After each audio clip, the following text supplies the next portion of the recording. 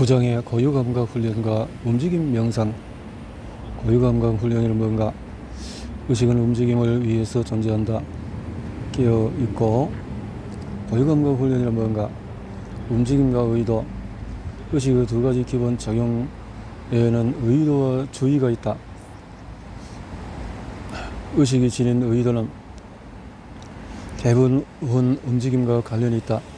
모든 의식적인 움직임에는 항상 의도가 선행한다. 자신의 의도를 늘 알아차리고 있어야만 자기 조절력을 발휘할 수 있다. 나의 의도에 집중하여서 스스로의 의도를 알아차리고 특정한 의도를 바탕으로 특정한 움직임을 만들어낼 때 편도치가 안정화될 뿐 아니라 마음 근력과 관련된 MPEFC를 중심으로 전전두 피질과 두정엽의 다양한 네트워크가 활성화된다. 의도에 집중하는 훈련의 핵심은 스스로의 움직임에 주의를 집중하는 것이다. 특히 고유감각을 기반으로 하는 움직임 훈련은 의도의 능력과 주의의 능력을 동시에 향상시킬 수 있는 가장 효과적인 방법이다.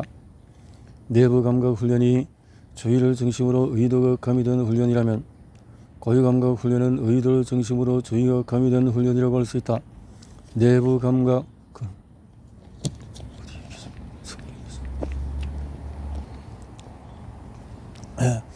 호흡에 집중해야지, 심장박동을 느껴봐야지 등의 의도로 시작하지만 주로 감각에 대한 주의와 알아차림에 집중하게 된다. 반면에 고유감각 훈련의 움직임에 대한 의도가 더 전면에 드러나며 몸에 전해지는 고유감각을 느끼면서 움직임을 조절해 나간다. 예컨대 곧 살펴보게 될 메이스 벨이나 페르시안 밀 등은 시각이나 촉각이 아니라 손과 팔을 통해서 전해지는 고유감각을 이용해서 특정한 움직임의 의도를 실현해내는 훈련이다. 감정 조절력을 회복하거나 만성 통증에서 벗어나기 위해서는 신경계의 능동적인 추론 시스템의 변화를 가져와야 하는데 이는 움직임을 통해서만 가능하다. 움직임이 신경계에 가져다주는 여러가지 감각 정보를 내가 새로운 방식으로 해석할 수 있도록 하는 것이 고유감각 훈련이다. 움직임이 내 몸에 시각과 전해주는 여러가지 고유감각 정보에 명료한 주의를 보내서 자각하는 훈련이 고유감각 훈련이자 움직임 명상이다. 움직임의 중요성을 이해하기 위해서는 몸의 움직임이 뇌의 작용이나 의식과 관련해서 어떤 의미를 지니는지 살펴볼 필요가 있다. 의식은 자유에너지 원체 내적인 모델을 기반으로 하는 능동적인 추론의 오류를 최소화하는 기능을 효율적으로 담당하기 위해서 생겨났다. 마코프 브랭키의 모델을 통해서 살펴봤듯이 의식이 필요한 근본적인 이유는 움직임 때문이다. 효율적으로 움직이기 위해서는 하나의 통일된 환경을 바탕으로 다양한 감각 정보가 통합되어야 하고 나의 움직임이 환경이나 대상에 미칠 영향을 예측하기 위한 능동적인 추론이 필요하다. 움직임을 위해서는 우선 움직임을 발생시키려는 의도가 있어야 하고 그러한 의도를 실행하기 위해서는 몸의 여러 부위가 조화를 이루며 작동해야 한다. 우리의 신체의 시스템은 의식이 근육 하나하나에 별도로 명령을 내리는 것이 아니라 하나의 커다란 의미를 지닌 의도를 수행하도록 하고 이에 따라서 몸의 각 부위가 무의식으로 일하도록 하는 형태로 발전해 왔다. 효율적인 움직임을 위해서는 환경에 대한 모니터링 역시 중요한데 이를 위해서는 다양한 감각 정보를 한데 모아서 종합적으로 분석하는 더 의미를 추출해야 한다. 프란시스코 바르레는 행위적인 지각이라는 개념을 제안했다. 의식은 외부 대상의 내적인 모델을 투사해서 능동적인 처리를 함으로써 인지한다. 우리 뇌가 나라는 자의식을 만들어낸 이유는 칸트나 사르트르가 생각하는 것처럼 외부적인 대상을 투명하게 받아들이기 위해서가 아니다. 의식은 움직임을 위해서 내가 만들어낸 기능이다. 의식의 본질은 의도에 있고 의도의 본질은 의미 부여에 있으며 의미 부여의 기관은 능동적인 추론에 있다. 이러한 의도 목적은 주어진 환경에서 효율적으로 살아가기 위한 것이다.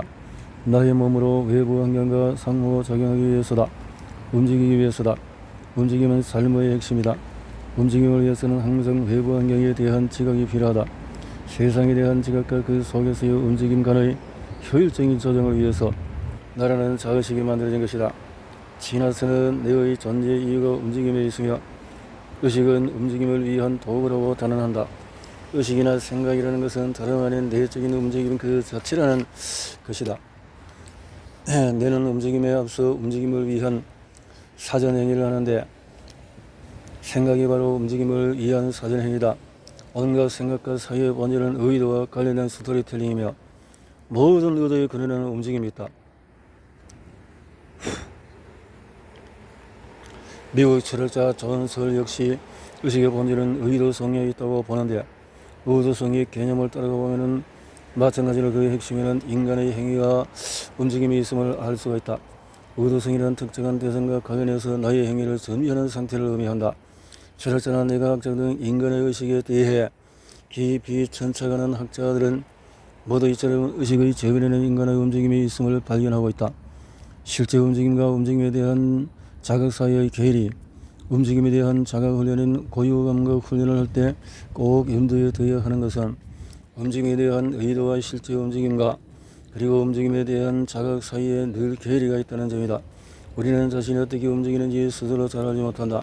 많은 움직임이 내 의도와는 상관없이 이루어질 뿐 아니라 나 스스로 자각하지 못한다는 사실을 우선 깨달아야 한다. 그리에 핑계는 없는 초심으로 나의 움직임에 맑고 명료한 주의를 보내기 위한 마음의 준비를 할 수 있게 된다. 뇌과학적인 관점에서 보자면 움직임에 대한 의도와 실제 움직임은 별개의 시스템에서 작동된다. 움직임에 있어서 의도와 실제 움직임 간의 괴리를 발견한 유명한 연구가 있다. 뇌종양 환자에 대한 뇌수술은 흔히 두개골을 연 상태에서 환자를 마취 상태에서 깨워서 환자의 반응을 보아가며 진행한다. 뇌 여러 부위에 자극을 주고 반응을 확인함으로써 어느 기능 등 중요한 기능에 장애를 발생시킬 우려가 있는 부위는 최대한 절제하지 않고 보존하기 위해서다. 피험자들의 오른쪽 도정엽을 자극하자 왼쪽 손발 등을 움직이고 싶은 의도를 강하게 유발했고 왼쪽 도정엽을 자극하자 입술을 움직여서 말하고자 하는 의도를 유발했다. 그리고 도정엽 부위의 자극 강도를 더 세게 했더니 피험자들은 실제로 팔다리나 입술 등에 자신의 몸을 움직였다고 인식했다. 이 실험 결과는 움직임에 대한 의도나 자각은 도정엽에서 처리되고 실제 움직임은 전 운동피질에서 처리된다는 것을 확실하게 보여준다. 이처럼 움직임에 대한 의도와 실제 움직임은 뇌혈도 시스템에서 처리되는 개별적인 기능이며 둘 사이에는 언제든지 괴리가 있을 수 있다. 의식은 움직임을 위해서 존재한다. 고정된 행위의 유형으로서의 감정, 움직임과 의식의 관계, 내면 소통의 움직임 명상을 이해하기 위해서는 움직인다는 것이 우리의 의식과 뇌에 있어서 얼마나 근본적이고 본질적인 문제에서 살펴볼 필요가 있다. 신경과학적인 데니엘 월포드 역시 의식의 존재 이유는 움직임에 있다고 보았다. 성체, 움직임, 의식. 우리는 우리에게 주어진 환경 속에서 움직인다. 우리는 여러 감각기관이 제공하는 다양한 정보를 통합해서 움직임이 일어나는 환경을 하나의 세계로 파악한다. 그러한 환경에서 움직임을 통제하고 조율하며 결과를 예측하는 주체가 떠오르는데 그것이 곧 자의식 또는 자아다. 지나서로 정황화된 예측이고 자아의 본질을 본다. 나는 나의 움직임을 예측하고 행동하는 존재라는 것이다. 움직임과 시공간 인식, 현대 철학자들의 인간의 원성을 몸에서 찾는 데서 한 걸음 더 나아가 몸 움직임 자체를 지각 및 인지와 통합해서 인간 본성의 기본으로 보기 시작했다. 움직임에 대한 이러한 접근은 철학뿐만 아니라 생물학적인 진화론의 관점에서 매우 중요한 분석의 틀을 제공하며 뇌과학에도 많은 실감을 준다. 움직임은 물론 공간을 전제한다. 그러나 의식이 공간을 인지할 수 있는 것은 움직임을 통해서다. 공간이 있게 움직일 수 있다기보다는 움직일 수 있는 가능성을 공간이라고 추상화하는 것이다. 공간을 공간 자체로 이해하기란 어렵다. 소리 없이 고요함을 고요함 자체로 이해하기 어려운 것과 마찬가지다. 고요함과 공간은 우주에만 있는 것이 아니다. 우리 마음 속에도 있다. 마음속의 고요함과 공간 역시 내 마음속을 휘저었고 다니는 시끄러운 소음이나 등등 떠날리는 사물과도 같은 것들의 경험을 통해서만 느껴진다. 마음속의 소음이나 사물에 대한 격렬한 경험에 의해 문득 그런 소음과 사물의 부재를 느낄 때 마음속에서 고요함이나 텅 빈 공간이 느껴진다. 사물이 있어야 그 사물이 가리고 있는 공간을 찾을 수 있다. 소음이 있어야 그 소음이 가리고 있는 고요함을 알아차릴 수 있다. 마찬가지로 생각과 감정이 있어야 그 생각과 감정이 가리고 있는 배경자를 알아차릴 수가 있다. 움직임 명상은 움직임의 고요함과 공간 감에 대한 알아차림을 통해서 진짜 나를 찾아가는 훈련이다. 움직임에 대한 예측과 결과에 대한 의미 부여는 의식을 하여금 과거와 미래라는 개념을 갖게 한다. 인간이 세상을 지켜가는 것은 항상 행위를 전제로 해서다. 움직임은 본질적으로 지각에 선행한다. 행위가 대상이 될 수 있느냐의 여부나 움직임의 가능성을 유발하느냐의 여부에 따라서 지각하는 방식과 지각의 범위가 결정된다. 이것이 본 윅스 킬이 말하는 벨트의 의미이며 깁슨이 말하는 어포던스의 의미다. 움직임의 기반인 의식이 어포던스를 통해서 벨트를 생산해내어서 대상을 지각한다. 존재하는 것은 지각하는 주체와 지각 대상의 상호작용에 결과물인 지각 편림뿐이다. 과거나 현재 역시 실체라기보다는 인간의 의식이 움직임을 위해서 창설해낸 일종의 개념적인 틀이다. 과거나 미래는 실제하지 않는다. 실제하는 것은 무한히 펼쳐지는 지금 여기뿐이다. 삶은 항상 지금 여기에만 존재한다. 의도나 주의는 항상 지금 여기에 있는 것이고 우리 모든 움직임 역시 항상 지금 여기에서만 펼쳐진다. 감정은 움직임이다. 고정된 행위 유형으로서의 감정, 효율적인 움직임을 위해서 내가 만들어낸 것은 의식뿐 아니라 움직임을 통해서 효율적으로 하기 위해 내는 무의식으로 이루어지는 고정된 행위 유형도 만들어낸다. 고정된 행위 유형은 의식적인 노력이나 의도 없이 저절로 이루어지는 여러 작은 움직임들의 묶음이라고 할 수 있다. 걷기라는 움직임을 생각해보자. 걷기 위해서는 수많은 근육과 관절을 조롭게 움직여야 한다. 그러나 우리는 걷는다는 의도만 갖고 있을 뿐 그럴 때 필요한 근육과 관절의 여러가지 자잘한 움직임에 대해서는 어떠한 의도나 계획을 하지 않는다. 사실 할 수도 없다. 워낙 복잡한 뿐만 아니라 그런 움직임들이 일일이 우리 의식에 떠오르지 않기 때문이다. 걷기라는 움직임을 위해서 동원되는 몸의 모든 부위에 주의를 집중해서 일일이 의식적인 통제를 해야 한다면 의식이 처리해야 할 정보량은 무척 늘어날 것이며 이는 매우 비효율적인 일이 될 것이다. 친구와 산책하면서 대화를 나누는 경우를 생각해보자. 우리가 그러면서도 대화에 의식을 집중할 수 있는 이유는 걷기라는 움직임을 고정된 행위 유행에 맡겨둘 수 있기 때문이다. 재미있는 사실은 이러한 고정된 행위 유행이 주로 대뇌핵에서 생성된다는 것이다. 대뇌핵에서 트라우마가 기존의 고정된 행위 유행에 영향을 주었거나 여러 습관적인 행위를 새로 만들어내서 PTSD 증상을 일으키는 것이라고도 볼 수 있다. 나쁜 기억이 그야말로 몸에 깊숙이 저장되는 셈이다. 지나서는 몸의 움직임뿐만 아니라 감정 역시 일종의 고정된 행위 유형이라고 본다. 특정한 감정 상태는 특정한 근육의 움직임을 위한 사전 행위이면서 동시에 그 자체로서 얼굴 근육이나 몸의 여러 근육을 수축시키는 일종의 움직임 자체라는 것이다. 깨어있음, 움직임을 위한 준비 상태, 의식의 각성 상태와 망상 활성계의 감마파 진동, 망상계. 이러한 관점에서 보자면 뇌의 기능은 어느 부위가 활성되는가 또 어느 부위가 어떻게 연결되는가 하는 것보다 어떤 주파수로 진동을 주고 받는가에 의해서 더 많이 결정된다. 다시 말해서 뇌의 같은 부위가 활성된다 해도 그 부위들의 진동 주파수가 달라짐에 따라 뇌는 다양한 기능을 발휘하게 된다. 인간은 이런 외부 자극에 대해서 수동적인 반응만 하는 게 아니라 다양한 방법으로 능동적인 반응할 수 있는 능력을 갖추고 있다. 외부 환경에 대해서 주관적인 해석을 하는 내적인 맥락을 만들 수 있는 셈인데 이러한 능력은 정추신경계가 자발적으로 특정 주파수의 진동을 만들어낼 수 있다는 사실에서 기인한다. 의식에 대한 전통적인 관점은 의식의 본질을 외부로부터 주어지는 혈의 감각 정보를 처리하기 위한 수동적인 장치로 파악하는 것이었다. 마코프 블랭키 모델의 관점에서 보자면 우리의 시익이 깨어있다는 의미는 내가 활발하게 내적인 모델을 외부 세계에 투사하고 있다는 뜻이다. 이때가 바로 시상을 중심으로 하는 망성 활성계가 40Hz로 진동하는 때다. 잠을 자는 동안에도 인간은 뇌는 40Hz로 진동할 수 있는데 이때가 바로 꿈을 꾸는 상태다. 꿈을 꾸고 있을 때에도 깨어있을 때와 마찬가지로 자의식의 작동이나 능동적인 전환의 과정은 그대로 진행이 된다. 우리의 뇌는 크게 깨어있는 각성 상태, 깊은 잠 및 수면 상태 등 세 가지 상태를 오간다. 상향, 망향, 상활성계가 감마파 진동의 동기화를 통해 의식의 각성을 가져온다는 논의는 이미 적잖이 이루어졌다.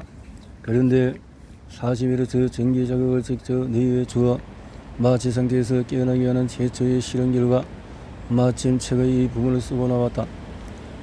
시상은 한 뇌 가운데 가장 깊숙한 곳의 부위인데 시각이나 청각 또는 몸의 감각 정보들이 한데 모였다가 대뇌 피질로 전달된다. 의식은 주로 대뇌 피질의 작용이다. 따라서 우리의 의식이 알아차리는 대부분의 감각 정보는 시상을 것인다. 예컨대 우리가 무엇인가를 볼 때 망막의 시각세포가 감지한 시각 정보는 일단 후대의 시각 피질로 전달되어서 처리된 다음에 시상을 거쳐서 의식으로 전달되는데 그제 우리는 어떤 사물을 볼 수 있게 된다. 이러한 여러 단계를 거치면서 시각 정보는 뇌에 이미 존재하고 있던 내적 모델을 바탕으로 능동적인 처론 과정을 거쳐서 의식에 전달되는 것이다. 정신질환은 대부분 수면장애를 동반하는데 이런 망성활성계의 기능과도 관련이 있다. 한편 내부 감각 훈련의 요소를 포함하는 내면 소통, 명상은 망성활성계를 정상적으로 작동시키는데 도움을 줄 수 있다. 편안하고 규칙적인 수면을 할 수 있다는 것은 마음 근력이 강하고 건강하다는 확실한 지표다. 잘 자야 잘 깨어 있을 수가 있다. 감마파 진동이 뇌의 건강에 미치는 영향은 감마파라는 것이 이것은 볼까요? 감마파 진동이 뇌의 건강에 기능에 결정적인 전다는 것을 확인하기 위해서는 일련의 연구가 및 교수팀이 연달아 나오고 있다. 그래서 실험을 통해서 40Hz의 진동을 일으키고 결과로 치매와 관련이 깊은 또 아밀로이드 베타가 현저히 줄어드는 것으로 나타났다. 그래서 이런 것들이 감마파 파동을 통해서 어떠한 사물이나 상황을 파악하나 혹은 주의를 집중할 때 우리는 뇌에서 감마파 진동이 넓게 퍼져나가는 동기와 현상이 일어난다는 것은 오래전부터 알려져 왔다. 시를 대상으로 한 실험에서도 이렇고 로츠와 그 동료들은 오랫동안의 명상을 한 사람들은 자기 뇌의 감마파 진동을 스스로 일으키고 다른 뇌 부위로 더 넓게 퍼져나가게 하는 동기화 현상을 만들어낼 수 있음을 발견했다. 내가 망상활성계의 감마파 동기화를 통해서 의식의 각성 상태를 만들어내는 이유는 움직임을 위한 준비 상태에 돌입하는 것이라고 할 수 있다. 뇌파는 뭔가? 뇌파는 두뇌의 신경세포들이 활동할 때 발생하는 전기 신호다. 흔히 뇌전도라고 불린다. 인간은 이런 약 1000억 개 정도의 신경세포로 이루어져 있는데 신경세포 뉴런 정보 전달 때 축삭 돌기를 통해서 전류를 보낸다. 신경세포가 발생하는 전류를 정확하게 측정하려면 신경세포의 정극을 직접 갖다 대어야 한다. 바다달팽이를 실험으로 삼은 이유는 신경세포가 눈으로 볼 수 있을 정도로 커야 그래서 최근의 팔을 정밀하게 측정하는 최근 실험에서는 지의 두개골을 열고 대뇌 피질 위에 있는 얇은 전기 기판을 덮어서 전기 신호를 측정하기도 한다. 그러나 사람에게 이러한 실험을 할 수는 없는 노릇이다.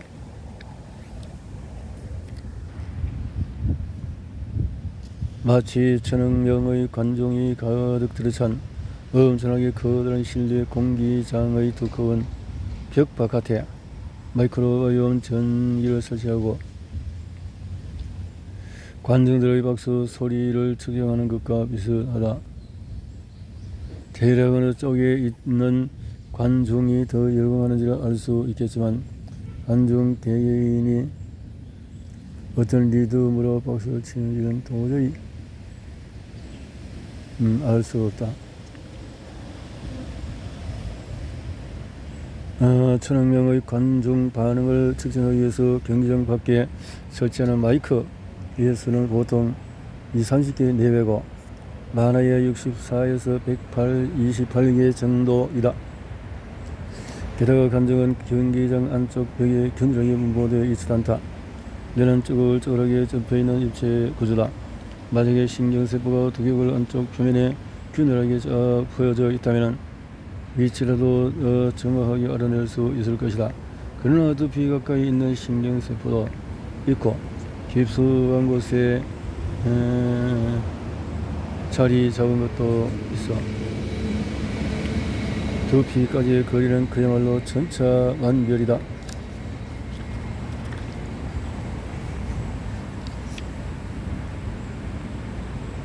한편 꿈도 꾸지 않은 깊은 수면 상태에서 나타나는 뇌파는 파동이 훨씬 더 느려진다. 뇌과학 연구에서 뇌파를 측정해서 분석하는 방법에는 두 가지가 있다. 하나는 앞에서 살펴본 것과 같은 주파수 분석이고 다른 하나는 사건 유발 전이 분석이다.